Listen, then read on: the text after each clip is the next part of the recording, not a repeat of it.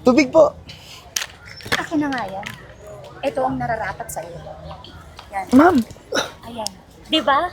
O ayan, nahimasmasan ka na, di ba? O, gising ka na ba? Paulit-ulit ka eh. Kanina ka pa nakakarindi ka na.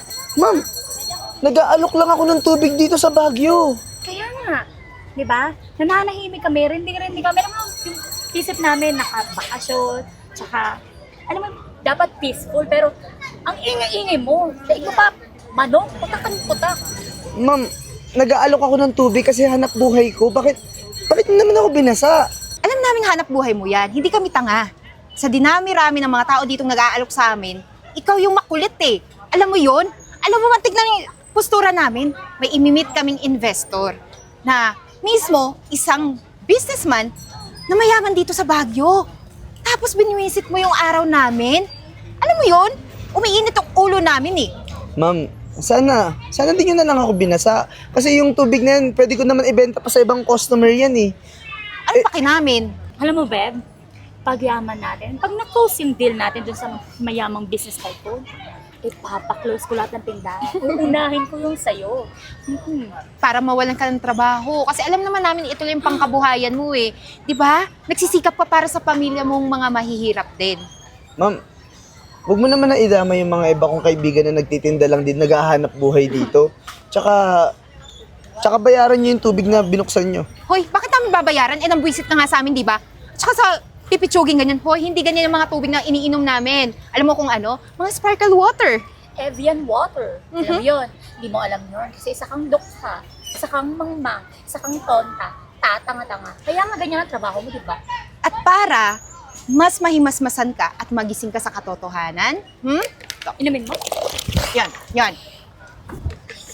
Balik mo nga yun sa kanyan. Madumi yung tubig na yun eh. Tara na. Sinaya mo oras namin.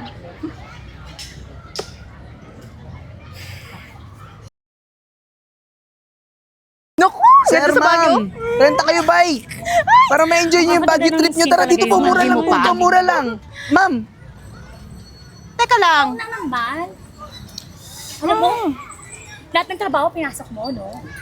Siguro, pati sa mga illegal na gamot, pinapasok mo na rin kasi tingnan mo yung itsura mo, sabog na. ma'am, grabe naman po kayo magsalita. Eh, kung saan naman po may pagkakakitaan ako, dun po ako kasi kailangan po sa pamilya ko. Eh, bakit try nyo po yung bike namin para ma-enjoy nyo yung Baguio trip nyo? Sa tingin mo mag-i-enjoy kami kung ikaw yung nag-aalok sa amin? Hindi. Alam mo, diskumpiyado kami sa'yo eh. Kasi nga, bukod sa mahirap ka, mukha ka magnanakaw. Lahat ng trabaho pinapasok mo, no? Para, makakain pamilya mo. Kung ako, di na ako magtataka, baka one day, mahuli ko ng pulis. Ma'am. Kasi, papasukin mo rin pagbibenta ng mga bawal na gamot. Alam mo yun, pagnanakaw. Tingnan mo, gaya ng sabi ng kaibigan ko, mukha kang sabog. Kaya parang wala mga taong napunta sa'yo para mag-rent ng bike, no? Ma'am, grabe naman kayo manghusga ng tao. Eh, wala naman akong ginagawang masama. Tsaka yung mga binibintang nyo sa akin, di naman totoo. Nag-aalok lang ako dito ng pagrenta ng bike dito sa Baguio. Kung sinasabi mong wala kang ginagawang masama, sa amin meron. Kasi, sa mga katulad mo, allergic kami. Alam mo ba yun? Nangangati kami. Ang ganda-ganda ng panahon dito sa Baguio. Tapos biglang may katulad mo. Alam mo, imbes na ma-enjoy namin yung araw ngayon, nabwisit kami nang dahil sa'yo. Umiinit yung ulo namin kahit gano'ng kalamig dito. Totoo. Tsaka, kailan ba umamin na magnanakaw siya? Ha? Sige nga. Hindi na kayo nakontento na binasaan nyo ako kanina. Tapos ngayon dito sa pag-aalok ko ng bike, ganyan pa rin yung inaasta nyo. Alam nyo kung wala naman kayong magandang sasabihin, pwede naman kayong umalis na lang eh. Aba. Pinapaalis mo kami? Dito? Talaga ba? Hoy, hindi mo pagmamayari ang Baguio.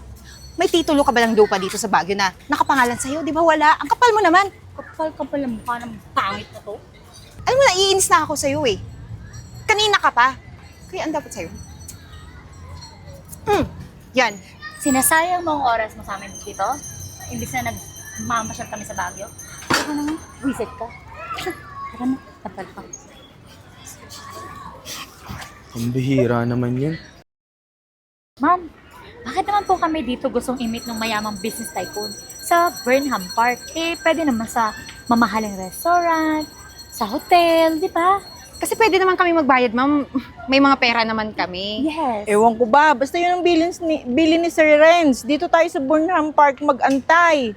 Eh kaso nga, ma'am, dito, kanina pa kami nababurn out kasi may alok ng alok sa amin kanina ng kung ano-ano, tubig, tapos yung mga rides ng bike na yan. Nabuisit na kami, kaya gusto namin sa iba namang lugar. Kasi po Sir Renz, very busy po yan. Marami po yung inaalaga ang negosyo. Kaya parang nag-aano na lang tayo ng oras niya. Eh siguro malapit siya rito, kaya dito tayo. Ayan na pala si Sir Renz. Andiyan na po? Opo. Saan? Eto. Sir Renz, kanina pa niya kayo inaantay. Ma'am, nagpapatawa ba kayo? Yan! Eh, yan yung sinasabi namin nung visit sa amin eh, kanina pa eh. Yan yung business tycoon na gusto yung makipag-meet sa amin. Nako, eto po si Sir Renz. Sir Renz, si Miss Eden, tsaka si Miss Aryan. Kanina ka pa po nila inaantay, Sir Renz. Bali ako yung personal assistant ni Sir Renz, kaya inisked ko kayo na magkita ngayon. Eh, Kayo saglit. pala yun. Nice to meet you, Miss Eden. Nice to meet you. Miss Arian. Nice to meet you po. Eh, sir, hindi niyo naman po sinabi na ito ba yung mga negosyo mo kaya ka nakasakay dyan? At sinabi mo sa akin kanina, di ba, kung may lupa ako dito sa Baguio? Miss Eden, hindi ka yata nag-research na sa akin nakapangalan na yung Burnham Park. Kakabili ko lang nito kahapon. Actually, na-research pero hindi namin nakikita yung mga pictures mo eh. Alam namin na rin yung may-ari. Hindi kami aware na ikaw pala yun. Hindi rin ako aware na ganyan pala kasama ang ugali ng mga makakapartner ko sa negosyo. Kilala mo sila, Sir Renz? Miss Gina, itong dalawang to kanina, binuhusan lang naman ako ng mineral water. Tapos inaalok ko nitong bike. Kung ano-ano mga sinabing panlalait sa akin. Sir, misunderstanding to. Nakulitan lang kami kasi alam mo na, natetense kami para sa business meeting. Tapos ayan ka, nangungulit, akala namin. Di ba kayo nahiya na kayo na yung Wala lang. dumayo dito sa Baguio, tapos ganyan pa yung pag-uugali nyo? Paano na lang kung yung ibang vendor dito, gaganunin nyo rin? Eh, sir, Mamatahin nyo? O sir- sasabihin nyo na hindi maganda dahil sa estado ng buhay na meron sila? teka lang sir, sorry na. Hindi namin sinasadya.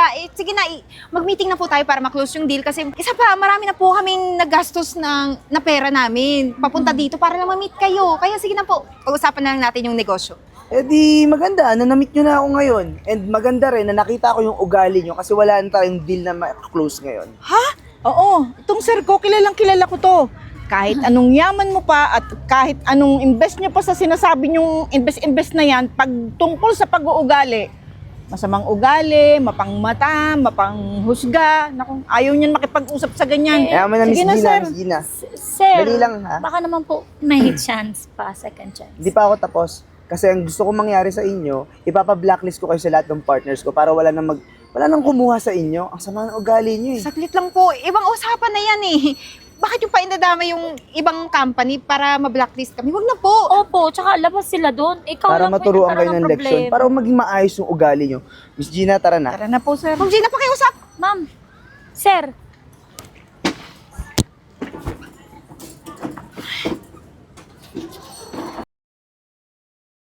Ano na, Arian? Pahiramin mo naman ako ng pera. Tignan mo, namumulubi na lang ako.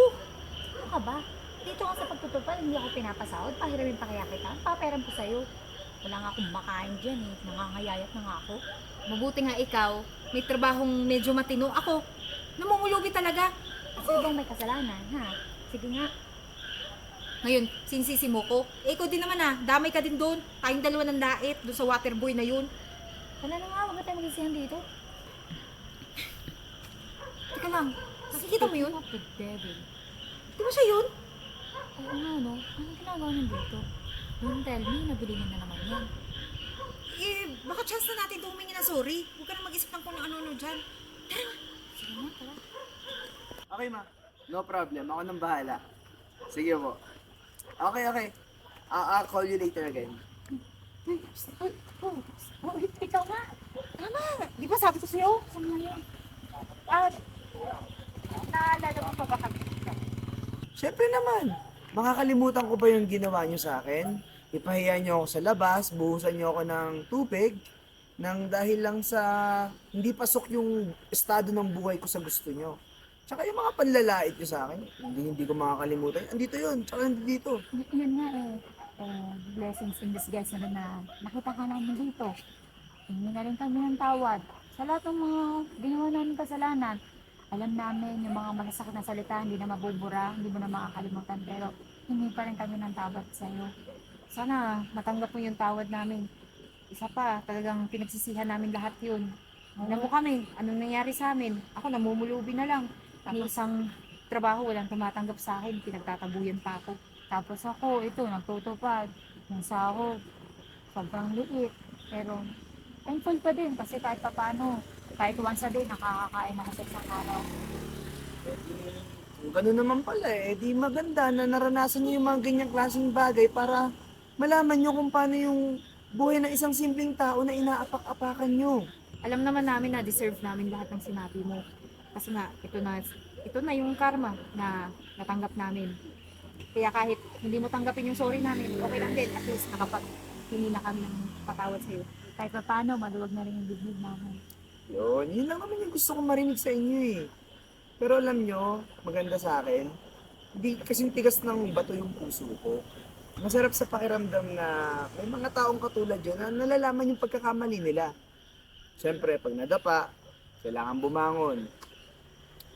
Ganito na lang, bibigyan ko kayo ng second chance. Ano pong second chance? Bibigyan ko kayo ng isa pang trabaho. Dahil- Talaga ba? Expanding na yung business namin ngayon, kakailanganin ko ng mga bagong assistant at saka admin.